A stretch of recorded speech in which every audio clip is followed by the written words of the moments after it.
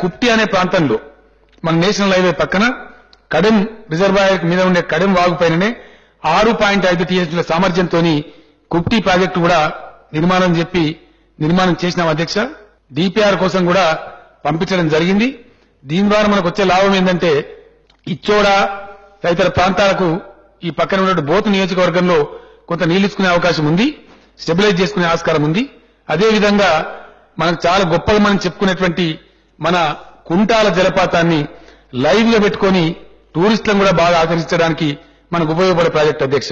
అదేవిధంగా కడెంలో water shortage అయినప్పుడు ఇక్కడ నుంచి రిలీజ్ చేసుకుని కడెం ఆయకట్టును కూడా కంప్లీట్ స్టెబిలైజ్ చేసుకుని దాన్ని రక్షించుకునే అవకాశం అధ్యక్ష. ఇది కుప్టి రిజర్వాయర్ కూడా 6.5 టీఎంసీతోని తీసుకుంటా ఉన్నాం. డిపిఆర్ కోసం ప్రభుత్వం ఆదేశించింది. దానికి కూడా డబ్బులు కేటాయించి ఆ ప్రాజెక్టు కూడా పూర్తి చేస్తాం అధ్యక్ష.